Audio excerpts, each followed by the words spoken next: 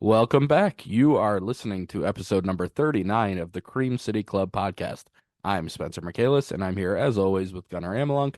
Gunnar, how are you doing tonight? A little nervous, a little excited. It's playoff time, so just feeling all the emotions, but we're ready to go now. So, Spencer, how you feeling? Yeah, yeah, honestly, I just I'm not in playoff mode yet for the Bucks. No. Right now I'm in Brewers mode and I'll get myself amped up by Sunday, I promise, but right now it's just mostly been baseball related for me. So, we'll talk a little Bucks here and maybe it'll help me get amped up for the playoffs or it might make me less excited for the playoffs. Who knows? We'll get into that soon, but if you're listening and you haven't yet subscribed, please take a moment to do so on whatever platform you're listening on and to rate us 5 stars. Follow us on Twitter at the Cream City Pod to stay up to date on these episode releases. And as you may have guessed, today is going to be a Bucks focused episode. So, Gunner, what do we got? We're going to give our thoughts on how we ended the season. We're not going to go into those games probably too specifically, but just the vibes that we got from this last week. Um, Next, obviously, we did get our playoff matchup with the Pacers, so we're going to be previewing that series as best we can. Then, directly tied to that, we obviously know what happened in that last week of basketball with Giannis getting hurt. We'll have our latest updates leading up into that series and how he's doing and when we maybe expect him back. We also got some comments, some fun comments from Bobby Portis, alluding to his trade rumors that were around the trade deadline. Just some funny stuff there. And then ended off with maybe some sad news, some crazy news. I don't know how to even to react to it really, but John Horst potentially rumored to be going to Detroit next season. Just our quick little reactions on that too as well. So as I started that out with, we're going to give our thoughts here on the end of the season. While we were gone, the Bucks did pick up a couple wins against Boston and Orlando at home. Then they followed those up by a loss to OKC and then a loss to Orlando on the road. So Spencer, in that final week, obviously the last Bucks episode, if you guys listened, it was pretty depressing that we had our therapy session as we called it. But before that, it looked pretty bad. And now going into that last week, as I said, has your emotions changed at all? Are you encouraged, less encouraged, more encouraged by what you saw in that last 4 games of basketball? I mean, 2 wins was nice to see against two of the top teams in the East this year. Um, but I also don't think they were necessarily at full strength, so we're not really taking those as a huge win for the Bucks in that scenario. I wouldn't say anything really has changed in my feelings after this last week.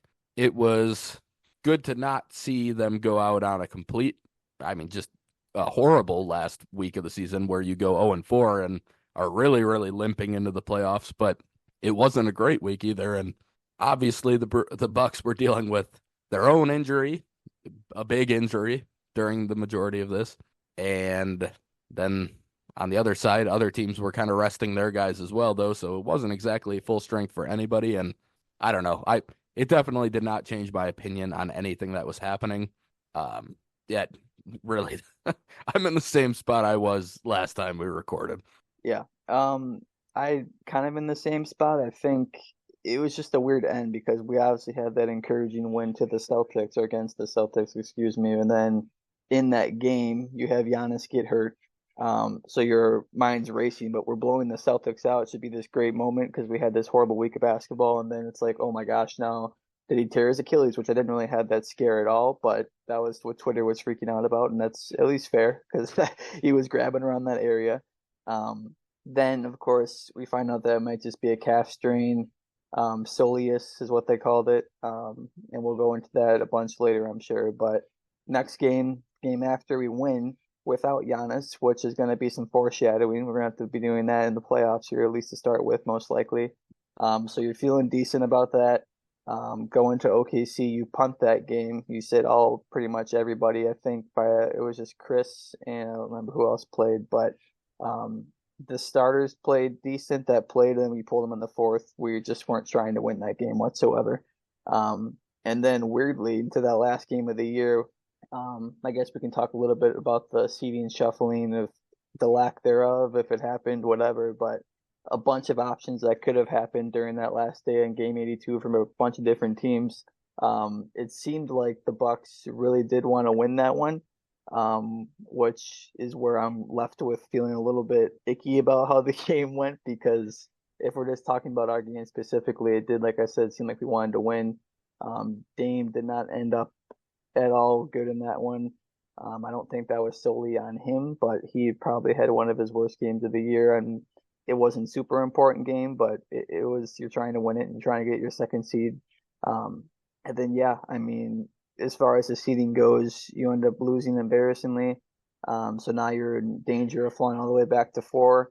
The Cavs, I believe, lost pretty badly. They're in a similar boat, honestly, to us these last couple of weeks. They end up losing to, I think, the Hornets.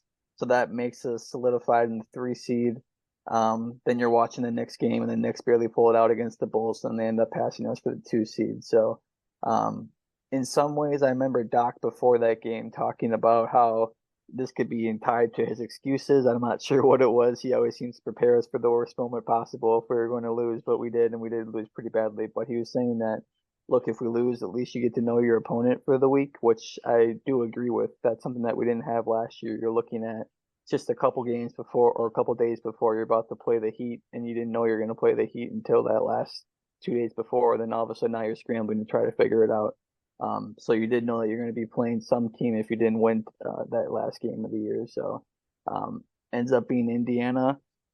We can probably slide into that part of it, but I think this is a pretty decent matchup for the Bucks. We obviously know how that went in December and January against Indiana. We lost 4 out of 5 games against them. Now that was in the Adrian Griffin era, so we can toss that out for ourselves to make ourselves feel better. There's been a couple changes for both teams since then, but um, do you maybe feel like let's just stick to this part first, as far as the seating shuffling goes and all of that, all the possibilities of who we could have played, who we could not have played, the fact that we didn't win and we didn't secure the second seed, but do you think that we ended up with maybe the best matchup possible for us? Um, and I guess yeah, you can consider Giannis's injury. You don't have to go too much into Giannis' injury itself, but I think that weighs kind of in my decision too. But do you think it's the best matchup possible that we could have gotten? I do, but I also don't feel confident about it. Um, I do think not being, I guess I would rather be the two generally than the three, but I also think that there is something to not having one, like Doc said, knowing who you're going to play for a week and being able to prepare for it. And two, it's not even just that, but the other team gets to stay in rhythm while they play their play-in game or games. And I think we kind of saw that with the Heat.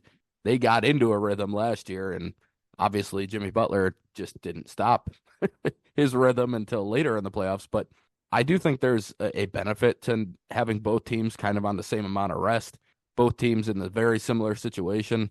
I don't think either team comes in with a big advantage or an advantage of any sort because of the schedule.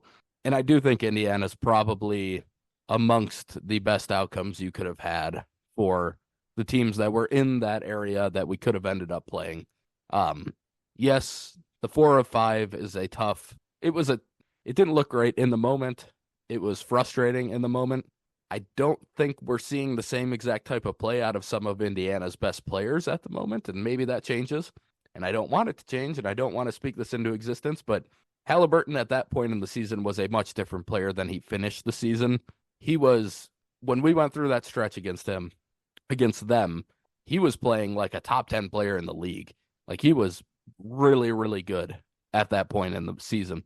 And then he kind of struggled in the second half of the season. And I think there were some things where the league kind of adjusted to him. And he's obviously an interesting looking player. So he's got quirks. And I think teams finally started figuring out some of those things with him. And not only that, but the Pacers changed up their roster and probably you could argue their roster got better overall, but also maybe wasn't as great a fit with Halliburton once they added Siakam, at least offensively. So I do think matchup wise, it's probably one of the best. But like I said, and we'll talk about a little bit more what we're looking at and what we expect for the series. But I still wouldn't say I feel super confident in this matchup. But Gunnar, what are your thoughts? Did you think this was the best matchup we could have got out of all the possibilities in that area? I did. Um, Two does seem like a pretty bad scenario, unfortunately. You love to have, I talked about it all the time. You want to be the team that goes in there and say, I don't care who I get, I don't care who I draw. get me the 2 seed, and we'll see what happens after that. But you are going to be playing the Sixers, who are arguably the third best team, top three team in the East. I guess that's up for debate who the top three teams are, but I think they're in that mix. Because Embiid's back now. The Heat, they're always good no matter what stage they're at. I'll never deny them as being good no matter. I don't even care how they played recently or however good they played recently. They're just always going to be there. So I think we might have avoided maybe some trouble with that part of it. Sliding back to 3 seed, let's say that we do win this series. Now you're in a 2022 situation where Game 7's not going to be at home for you, which in the second round, I should say, against if you play the Knicks. And then, but also having that being said, as I just said, the Heat and the Sixers could easily beat the Knicks too. So who knows what happens? And that's also looking way ahead in the future. So um, I just think out of all the scenarios, especially the Cavs throwing us a bone here and losing their game, um, I guess there could have been a different scenario where you play the Magic or something, and their defense is so good. If we were the 4 seed, that I don't know if that would have been a great matchup either. But yeah, I mean, you highlighted the differences for them since we've seen them last. They obviously got a good player in Pascal Siakam. Um, we got Pat Bev, which is the difference, and I mentioned Adrian Griffin. We seem like a whole different team, really, even though it doesn't seem that much different. I know the numbers wise didn't seem different, but um, I just view those two different teams for the Bucks as totally different personnel wise, even though the roster didn't change much. Um, or maybe the results, I guess, in that aspect. But with the Pacers, I think they're always going to bring pace and play fast. You mentioned Halliburton struggles too recently. Um, I'm scared maybe more of their offense because we have been shown to not be able to play fast and keep up with teams like that because we play guys who are slower. And maybe we'll talk about the injury report in general, but AJ Green I saw is on an injury report too and hasn't been practicing, which is a surprise. I assume he'll be back ready to go, but you never know. So that's going to be a nice hit for us, a nice surprise. Um, I've heard their defense has been a lot better too since maybe that stretch where they were pretty historically bad, as good as historically awesome their offense was. They were the complete opposite on defense. So they're a little bit better in that category too. So um, I think the only thing that's encouraging, maybe matchup wise, is they're definitely not used to this stage. This is Tyrese's first crack at stardom in that sense of, getting the stage of the playoffs and actually having to be able to prove himself coming off of now maybe a struggling second half of the year for him too. So um, I think we should definitely be heavily favorites outside of what maybe the media has been saying right now. It seems like pretty low hanging fruit right now to be saying the Bucks are going to lose this series, which I don't even blame people at this point if they are taking that. I picked the Bucks, of course, but I'm not going to hate on people who don't pick us either. I totally get it. So um, I guess I remember a conversation that we had back in. I in my head it's happened after that we lost all those games. I'm not really sure when it happened, but I think it was December, January. yeah, January, where we did.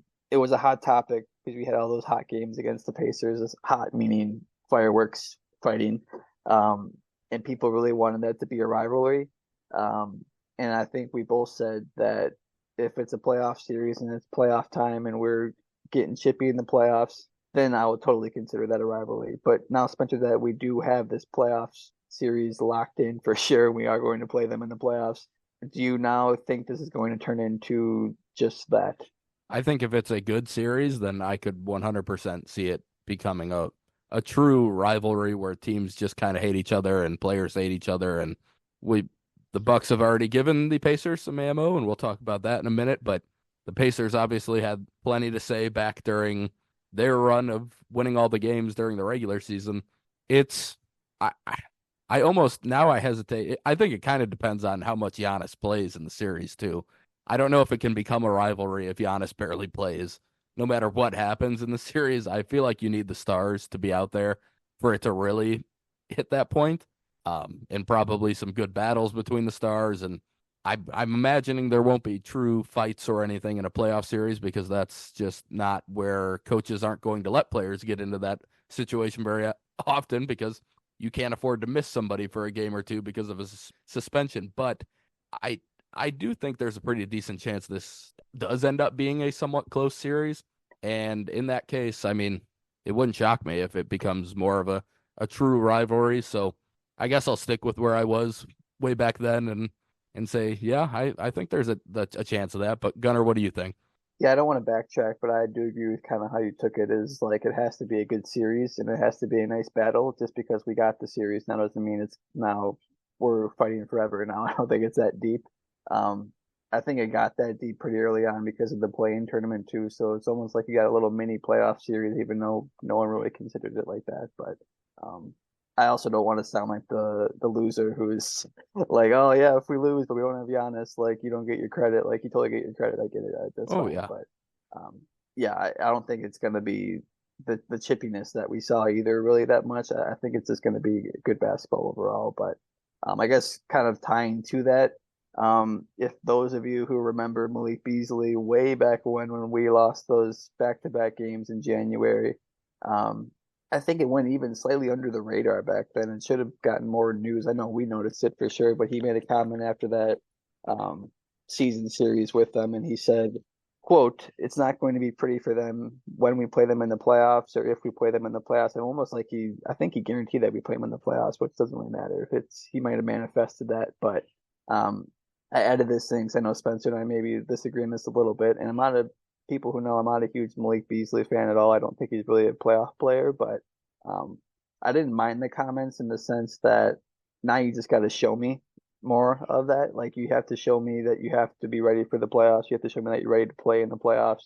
Um, I love the energy. It's just like you're probably going to tell me that maybe coming from the wrong player, and we got a little bit of glimpse of that last year with I think Drew Holiday talking with Jimmy Butler out of character coming from the right player. Drew Holiday totally deserving of talking, but when you get this feeling of getting bullied or getting like you're putting up no fight against the other team in a sense, um, and then you're doing a lot of talking, and then you go down 4-1, and then you're like, "Oh, that was a good matchup, fun." Like, no, that's that's not fun. Um, but I like the fight. I like that we're confident going into this series, regardless of the Giannis injury stuff. We're gonna need guys like Malik Beasley now to step up for sure. So I don't mind his comments really. I think it's funny that he doubles down, but like I said, you better show up and play now for sure. And that's just going to be what I'm waiting for. I'll be the first to say that it was stupid comments if he didn't show up and we're down 2-1 or something and 3-1, and now we look like idiots because you made those comments and you're playing horrible. But Spencer, maybe what are your or thoughts on Malik Beasley's comments? I would just love for the Bucks to shut up. Just shut up and do something on the court. I'm really getting tired of all the talk. It's been empty talk all season. It's very annoying to me. I understand that this time around, Malik really didn't have a choice because they're asking him about something he said before. And if he backtracks on it, then he's saying, like, oh, yeah, we're probably going to lose. So he didn't really have a choice this time around. He kind of had to go with what he said the first time.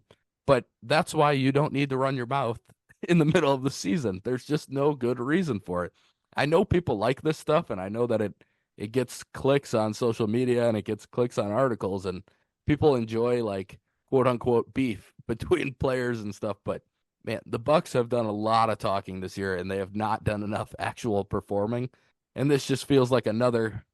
I just don't see how you win if you're Beasley in this spot. If you do beat the Pacers as the higher seed, then you did what you're supposed to do. You did what you were expected to do.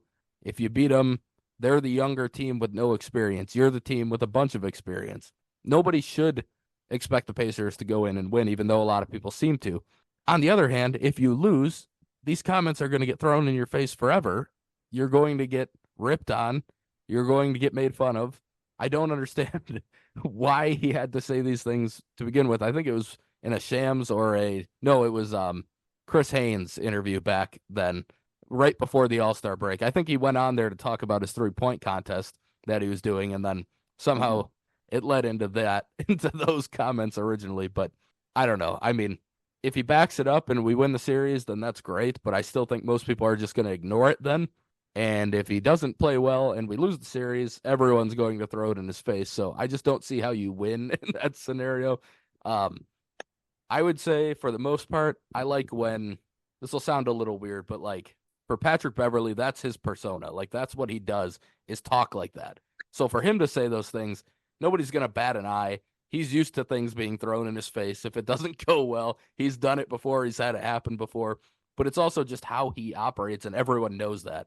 If a superstar goes out there and says these things, that's just at least you have a career and a lot of a big body of work to back it up. Like if Giannis said this, he's won the finals. He's won a finals MVP. Malik Beasley's barely been able to play in the playoffs for most of his career. He gets benched half the time in the playoffs. So him trying to talk about somebody else in the playoffs is just it's frustrating to me because I just don't see it as a win in any scenario. And I also don't think he's going to do well. So I think it's going to end up coming back at him in some way or another. I'm praying for a Bryn Forbes 2021 Heat series because that's about all I think we can get out of Beasley in the playoffs. So yeah, Beasley in the right role. I don't mind Malik Beasley, but he's wearing me down a little bit as the season goes along where it's not all his fault. He's being asked to do stuff that he can't do, but Yeah. he's yeah. It's been hard to watch him at times and hard to deal with him at times. So that's where I'm at on those comments. Yeah, I mean the talking point though that you brought up I think is really good, and we unfortunately have picked up a leader in Doc Rivers who does not shy away from loving the microphone and loving to make comments and talk and make excuses, unfortunately, for lack of better words. He loves to do that. So um I guess if I had a way to pick it, I would definitely tell him to be quiet and just show us instead of actually um talking about it beforehand. But um I just don't want the bad karma, especially coming off of last season. And um, I don't want the drama. We'll talk about the two scenarios next about win or lose this series, what it looks like. But um, I think a lot is riding on this series, maybe more than it feels right now because it feels so bad. But um, I think the Bucks really do need to win this series. But I guess the first scenario, if they do win this series, um, one, I guess, how do you expect that to happen? And player wise, because we know who's down now, at least for the first couple games, first game, maybe not at all, but we got a pretty good sense of who might be down, but who's going to need to step up if the Bucks win this series. You're going to need that guy to step up and play well. Damian Lillard. It's gonna have to be Dame, and it's gonna be the case for the entire playoffs. Now, it's not just Dame. You can't have Dame, even if Dame goes out there and plays like prime Blazers Dame and nobody else makes shots. We've seen what can happen when a superstar goes out and does his own thing and does it super well and does everything he can possibly do, and then nobody around him helps. We saw it in the Celtics series a couple of years ago when Chris was out, when Giannis had an unbelievable series. He didn't shoot as well as you normally would expect, like percentage wise, but put up some of the most ridiculous counting stats anybody had ever had in a series, and we still didn't win the series. It takes more than that, but Dame being the guy he's capable of being and the guy we've seen in spurts and stretches, the Bucks are going to need that. And then they're going to need, honestly, they need Pat Bev to be a productive player. And that, I mean, he's going to have to guard Halliburton for stretches of the game, probably decently long stretches of the game. And if he can just make a couple open shots each game and do everything else on offense he doesn't have to do much, but if he can take Hallie out of the game for the most part, or at least make it really difficult on him, that's going to be another really important person. But in the end, if Giannis is out for any extended period of this series, it's everyone is going to have to step up their game because they're not. It's not a good enough team without Giannis to just have guys play to like, oh yeah, we're doing okay, we're playing okay basketball, we're doing decently. Like, no, we got to step it up a little bit. It's not that good. The depth isn't great. I would say there's some wild cards still, which is like AJ Green. I think there's a possibility he's an important player and in some series this year. Hope it could be the first one. Bobby has actually scored decently in the Pacers game, so maybe he does decently in the series because they don't really have, well, I guess they didn't have Siakam before, and he might be a decent matchup, especially if Giannis is out. I'd imagine Siakam will be guarding Bobby most of the time. I don't know. It's going to be a full team effort, but I think it's still going to come down to the stars in the end. And if Giannis is not playing, then that's Dame. And even if Giannis is playing, I think it's going to come down to Dame making shots and being what he's capable of being. So that's what I think happens if we win the series. I think Dame has a good series. I think we make open shots at a decent clip. And I think the defense has been okay for a while now. I think, like you talked about, though, I think if we win the series, that means we got back in transition and we're able to take away some of the easier buckets that the Pacers were able to get during that stretch in December and January. Yeah, I have one player, and you mentioned him quite a bit, Damian Lillard. It is 100% all on him. I'm now speaking directly to you, Dame Dollar, Damian Lillard. It is time. We got you for a reason. We got you for this direct reason. Now, we didn't expect Giannis to be out, but we got you because we needed you to step up, and we needed a player to step up in the playoffs. Um, they're saying you're washed. They're saying the Bucks aren't good enough. We can't get it done. Um, they don't believe in you, Damian Lillard. They do not believe in you. But Bucks fans, we believe in you. Um, I believe he has what it takes to get it done. Um, and we got him here to win a championship. So he's going to have to be Portland Dame, and that's exactly what makes him comfortable this season. We've seen it even at the worst times. Um, as bad as it maybe sounds or looks, he has looked his best without Giannis. I'm not saying that makes us a better team, but a lot of his best games come without Giannis this season. Um, we've won. I don't know what our record is. I guess maybe now it's mumbo jumboed at the end with all the games that we lost that we should have won, but we were doing pretty well there when he just got to be himself. So we might need some 40-point games against the Pacers. You're going to have to try to outshoot them and not try to outscore them because I can't imagine our defense is going to be super great. Even if we do manage to put some average defense out there against them, they're a really good offense. So um, I think he's going to be by far and away the biggest piece. If he doesn't perform, there's zero chance we win this series, especially without Giannis. I yeah, I think that's pretty much it. I just don't see a scenario. I think you can, like you mentioned, like AJ Green, I think could have a big series, especially with now the gap that opened up without Giannis. Could totally see that happening. Um, Bobby Portis, like you mentioned, I could see we need his offense, especially in this type of series. If we have a high paced offense again, I could see that happening. But it's just hard to imagine any other scenario with Dame not having a good series and we win. This is not going to happen. And I'll say this now because people didn't know we didn't have a podcast last offseason or last year in the playoffs, but um, I love Drew Holiday and I hate bringing him up every other episode. It's the obvious comparison because, like I said, we got Damian Lillard for this reason, but I will totally be fair to Damian Lillard. If he does not play well, I will say that he does not play well. He deserved we lost for it, but I'm very, very confident that Damian Lillard will play well in this series. Um, I love that he's confident that he seems like he's going to play well. Now he was in the injury report, which isn't great news. Um, I think it, I think Bobby Portis even had a quote saying how like he's not shocked by it. We have a week till the game. He's been dealing with some stuff in general, so just giving him a break. I'm not scared that he's going to be injured too. Funny enough, there was also a quote that came out with Doc, and they asked him for like the injury report update, and he was just like, "Yeah, Dame's out with like a back, Achilles, elbow, wrist." Like he named every body part, and I was like, "Well, okay, thanks for the update, Doc." Um, I don't think he has all those injuries, but he might be banged up. But I think he'll be ready to go for game one, hopefully. Yeah. Yeah, and I guess on the other side of that, if the Bucks are going to lose this series, I think the same exact cause is going to be what we just named for the winning the series. And I Yep. mean it's if Dame has a bad series, they I don't see them winning the series, like you said. I think a bad Dame series means they lose. Maybe if Giannis were to be back by game two or something and then able to carry them for 4 of 6 or something, maybe. But I don't see many scenarios where they win without Dame playing up to what he's capable of. And then I mean the other cause could be just again like we've seen in the past, other role players just not making any shots. It's happened before. It would not shock me to see it happen again, unfortunately.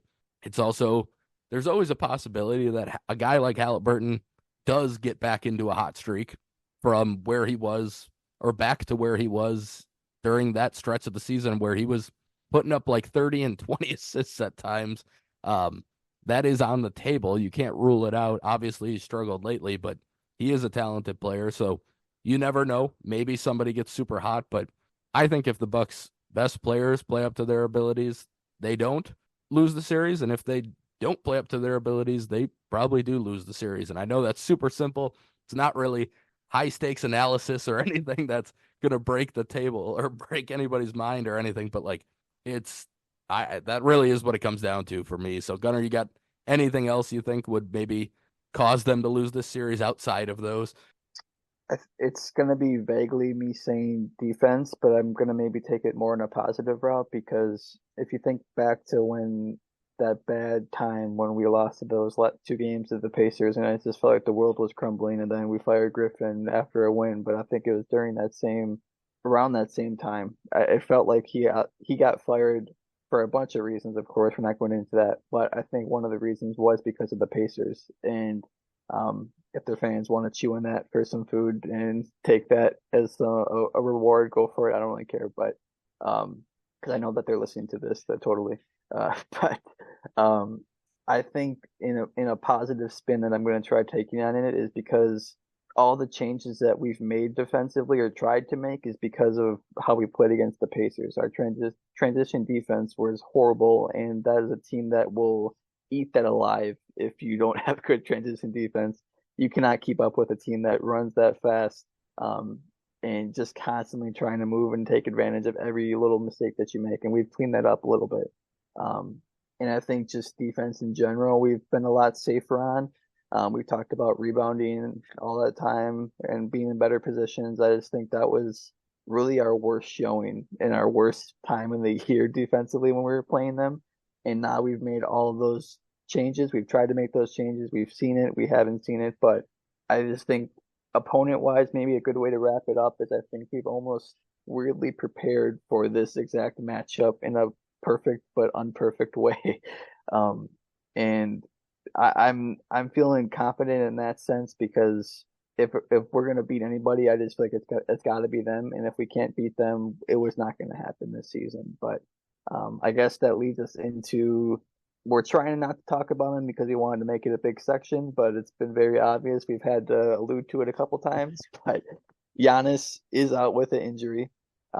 We know what happened to him, as I mentioned in that Celtics game. Something grabbed at his calf. He's been on the injury report for the last month or so, at least, maybe going back 2 months. I don't even know how long it's been with Achilles tendonitis, calf strains, you name it, hamstring. The leg's been a problem for a little bit here, but in that Celtics game, non-contact pulls up, it's ends up looking like a soleus calf strain, which that's what it is. Um, so not worst case news because you thought that maybe he could come back for the beginning of the playoffs.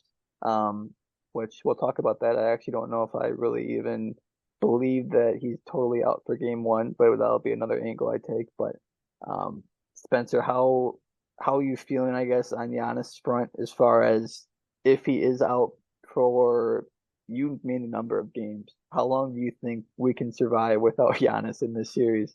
I think I already touched. I think they can win the series without him fully, but it would take a big, big time Dame series. I think they can survive because you do have another at least star, whether you want to say superstar or not after Dame's regular season, that's up to you, but at least a star, and he's capable of carrying a team if needed. So I think they can win one, but in terms of like where I feel safe, I mean, misses more than 2 games, and we're probably in.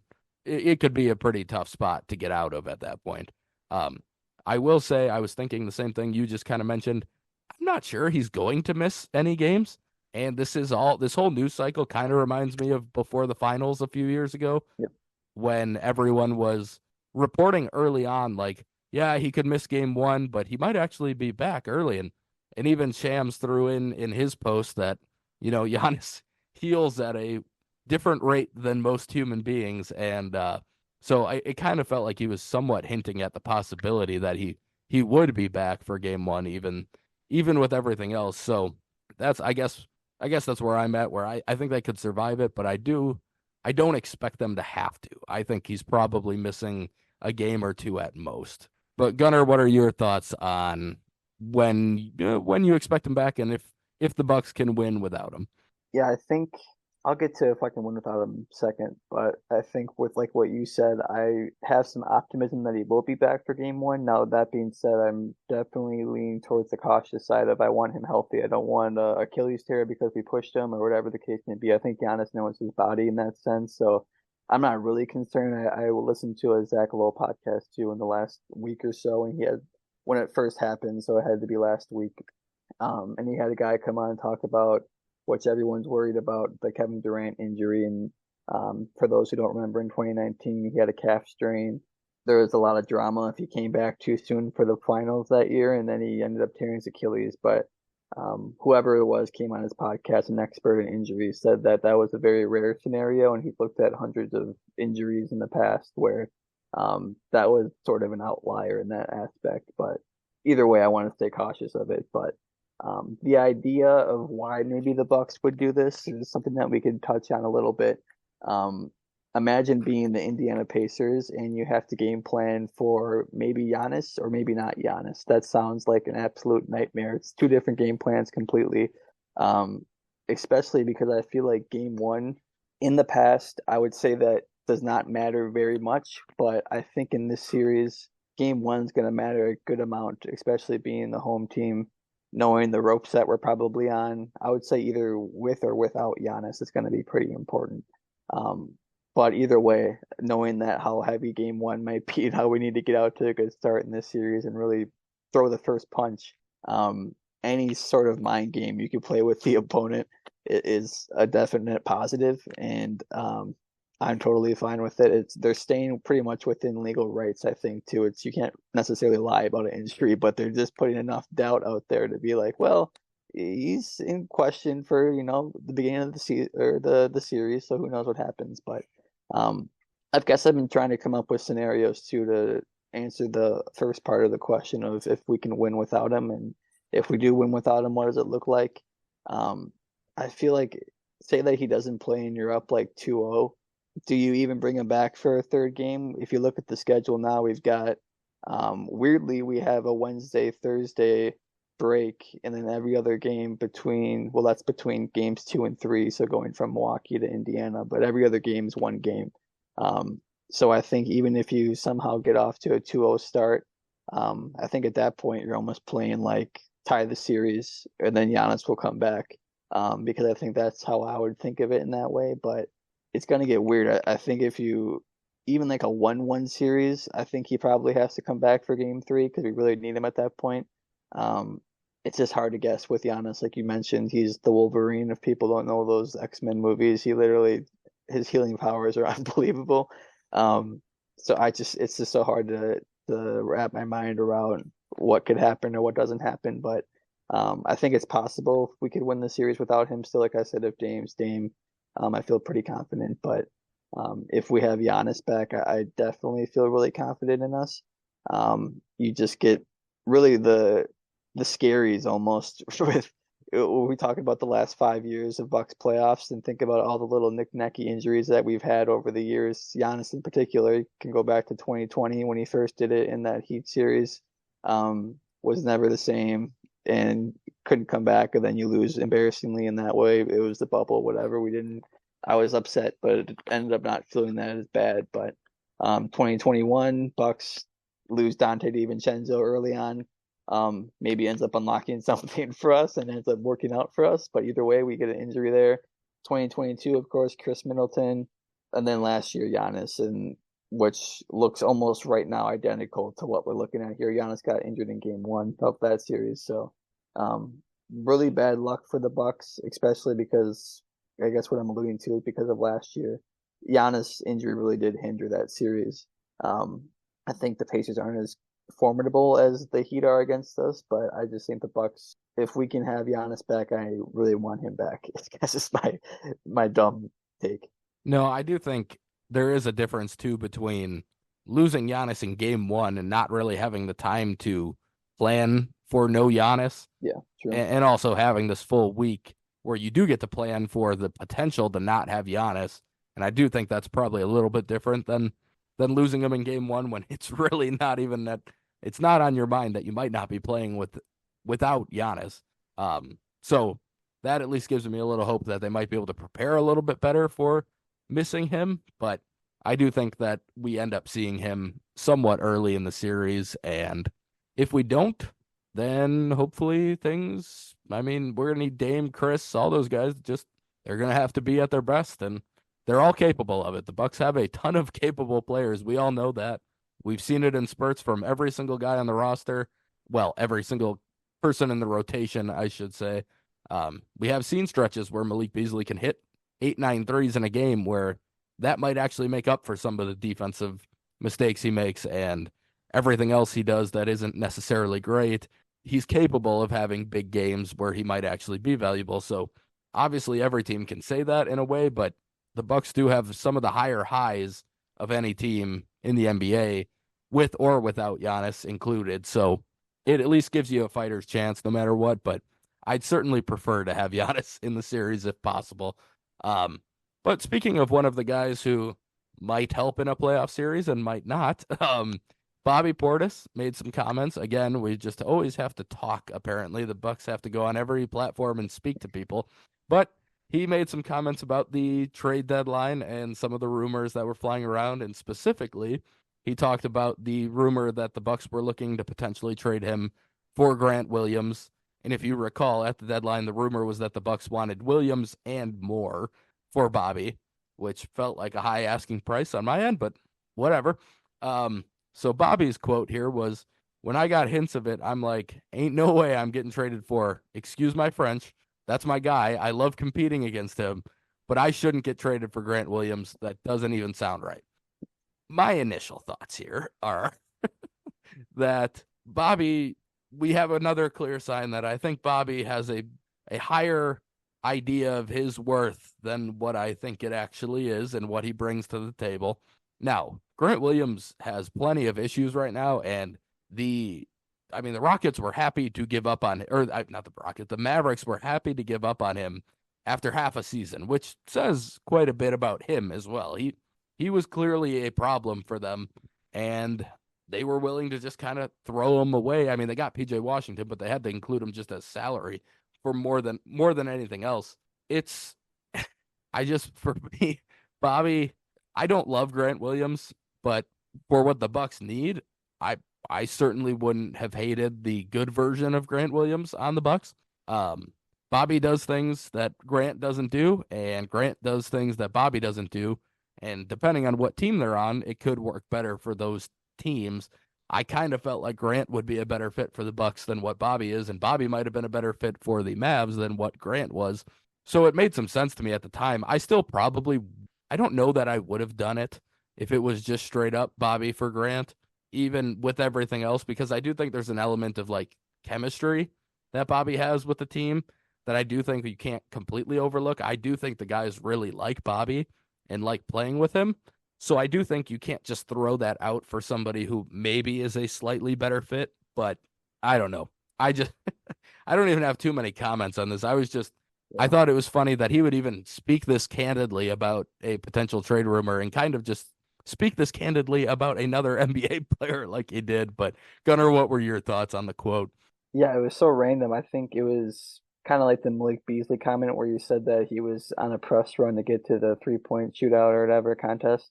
I think he's been doing a little bit of a press run to get the Six Man of the Year award, so that's how he ended up on the Shams radar. And then I didn't watch the full interview. I don't know if Shams asked him about the trade deadline or whatever, if he brought it up, but um, either way, I think it's funny that he a lot of people had that take too when it first came out of Bobby for Grant was bad right away, and that was during Bobby's really bad stretch. Um, I can't say that I wouldn't have done that trade, but I totally get what you're saying. I've thought about that a lot, really, with guys as far as chemistry goes and trading certain players and how much they mean. And I mean, we had a topic like that sort of with fans wise of what it would mean if you trade Bobby and how much that would hurt the fan base. But yeah, I mean, we don't have to spend too much time in this. It was just a funny comment that he made.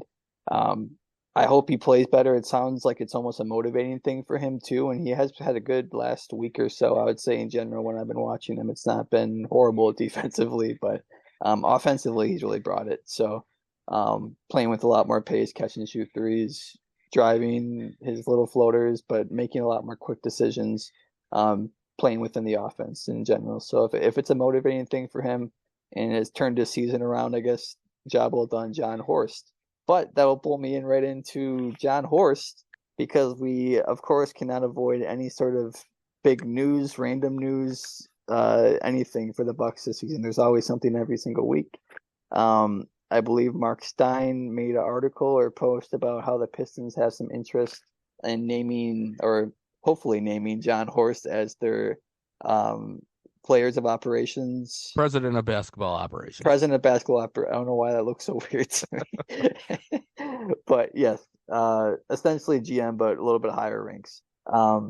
He's from Detroit, I believe, or from Michigan, so it's Yeah, kind of from like a Michigan.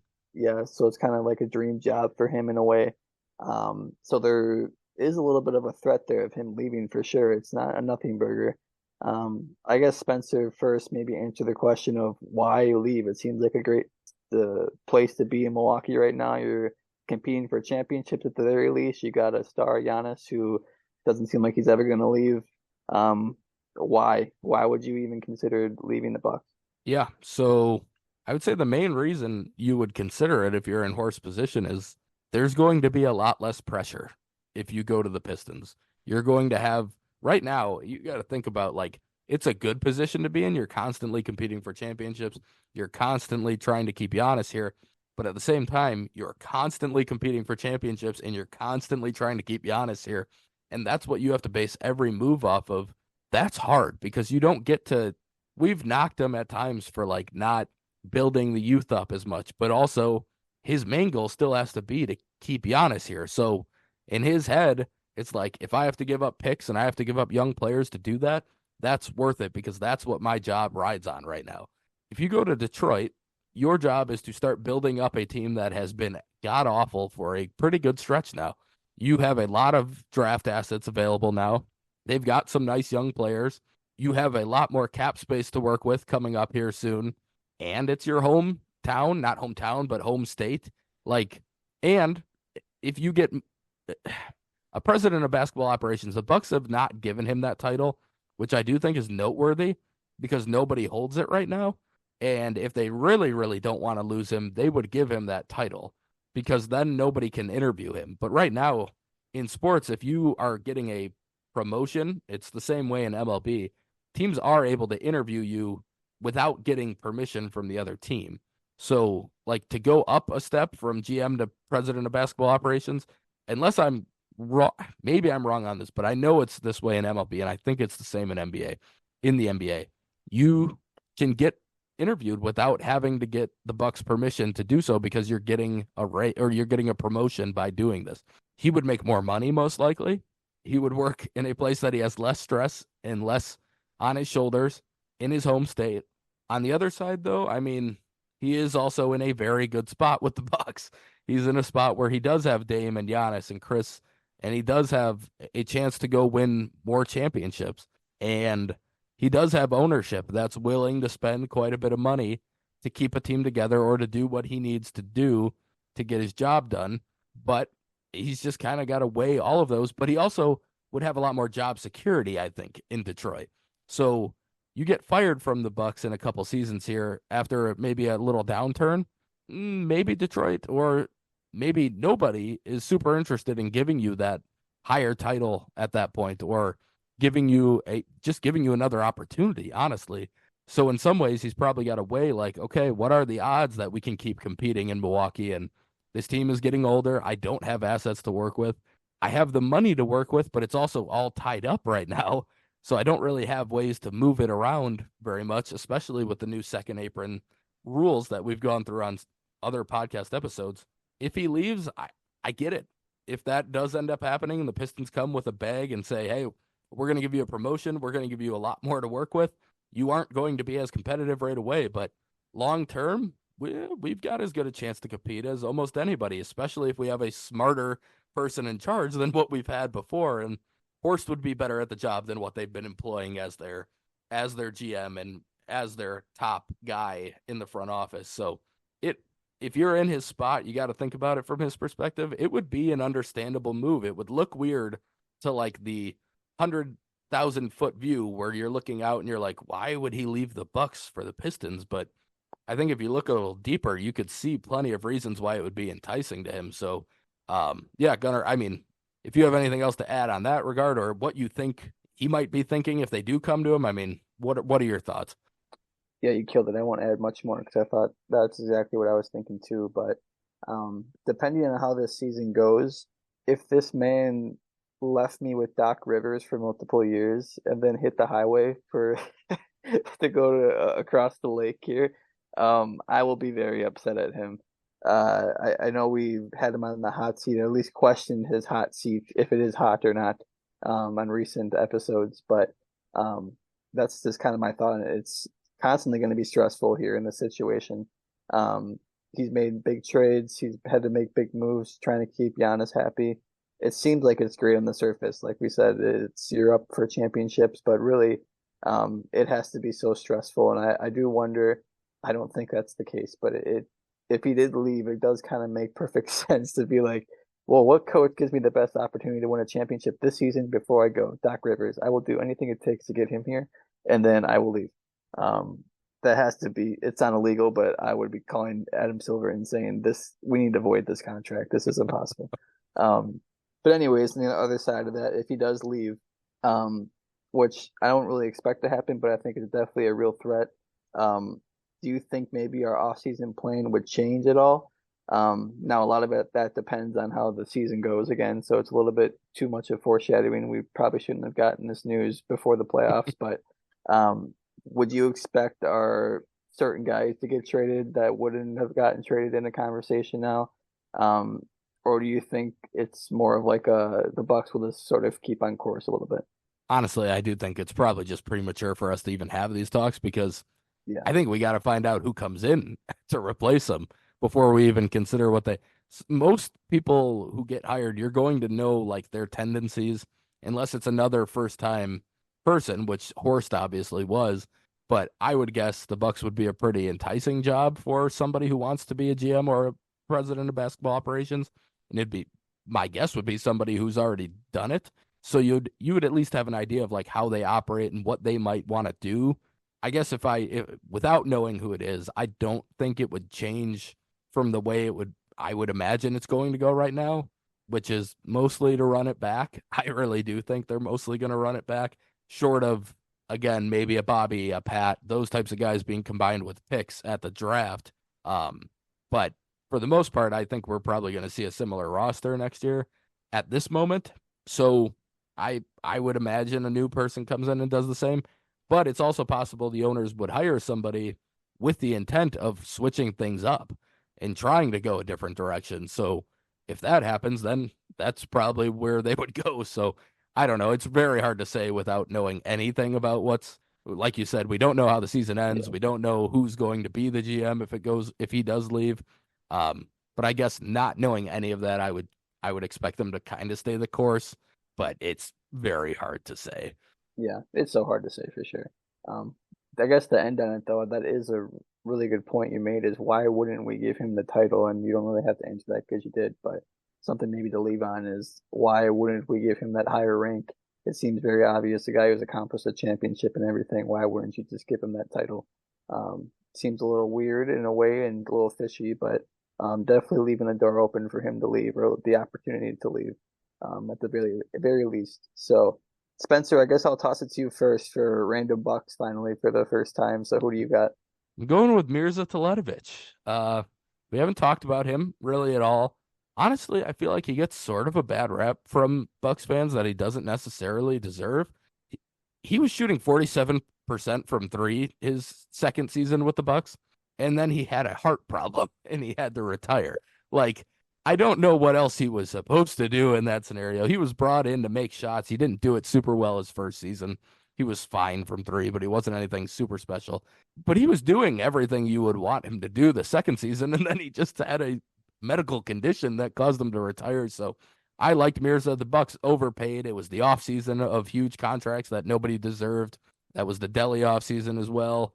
But it was also the offseason that teams like the Lakers were giving Luol Deng 18 million and Timothy Mozgov the same type of deal. Like it was a rough offseason in general. It was the first time the cap had jumped like it did in quite a while, and everybody went on a terrible spending spree. And unfortunately, Mirza's remembered for being part of that, but I didn't mind him. I enjoyed when he would shoot. He's a tall dude shooting threes from like the hash mark at times. It was fun to watch when he was making them.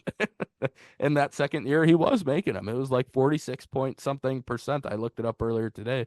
And I think he could have been helpful on future Bucks teams if he had been able to stay on the court and healthy enough to play. But um, not my favorite Buck of all time, but I think I probably view him in a little bit higher light than most Bucks fans when they think back on him. Gunnar, who'd Yeah. you have? Well, let me talk about him first. I think you're feeling a little bit about his defense because we were friends then. I remember us arguing quite a bit about his defense, even though he was shooting good that year. But I remember people did when I don't even know if we were in college, but I remember when we first signed him, people were like, "Why do we give him this much money?" And I think even that Suns year, he like led the league in 3-point percentage. It's like that's why because he's really good at shooting. He deserved that money. And I was gonna say to end on the Mirza point. What did Michael Scott say to Stanley when he roasted him? Your heart sucks or something. So uh, No, you did. You shot 47% from three, and your heart sucks. Mirza Tletovic. Um, his but his yeah, defense was his defense was bad for sure, but he wasn't brought in to defend. He was brought in to just chuck yeah. shots. When that was the first time they were trying to actually put shooting around Giannis as he was doing it, and they brought him in to do that, and he did He it was okay. a AJ Green of some sorts maybe, and if you Yeah, squinted a little bit, it kind of looked like him. But yeah, so I picked Kurt Thomas, um, the Bucks and six birth season with or Brandon Jennings or Fear the Deer season, excuse me. That was not Bucks and six. Bucks and six is 2013. Fear the Deer is when that started. Brandon Jennings rookie year. Andrew Bogut went down with his gruesome injury that everyone definitely remembers. Um, and then someone had to step up in like a Dark Knight in the Batman. He stepped up, and you'll never have to thank him, Kurt Thomas. He definitely filled that role pretty good, and I think about that year a lot, how randomly good we were. Um, and we had a good roster for sure, but if Andrew Bogut was healthy, we pushed that series to 7 games, I believe, the Hawks. Um, or a competitive 6. I don't remember. I thought we got out to a good lead, or we were down and then we came all the way back. It had to be 7 games because it ended up in Atlanta, yep, and we couldn't score, which that was the Bucks. But a really weirdly good team, and if we had Andrew Bogut, probably would have at least made the second round. So that season is like everybody that's ingrained to our brains. Um, and yeah, shout out to Kurt Thomas. yeah. Bucks were up 3-2 in that series. Oh, that's what it was. Yeah, so I think we were down 2-0 and we won 3 in a row then, maybe, Yep, but I'm not sure. yep. It looks like that is what happened. Yeah, nice 83 to 69 score mixed in there in the playoffs. That's what we're Oh gonna see yeah. this playoff. I bet we'll get a very similar score during this Pacers series too. That looks like something we we would see. But no, Kurt Thomas had a 13 rebound game in the series. It looks like so. Oh yeah. Yeah, Yeah. yeah. Guy was doing his job. He was what? He had to have been in his 37, 38 years old at that point. He was Yeah. old. Was he part of that Richard Jefferson trade? I think he was the only one that survived that one that we ended up I getting. think so. Yeah, 37 years old that year. That was a fun team. We could name more players from that team in the future. I enjoyed that team. Um, yeah, no, I think that pretty much wraps this one up. So if you have made it this far and you are still listening, please like and subscribe on whatever platform you are on. Remember to follow us on Twitter at the Cream City Pod, and please feel free to leave feedback for us on how we can get better. Thank you all for listening, and we will see you next time. Go Bucks.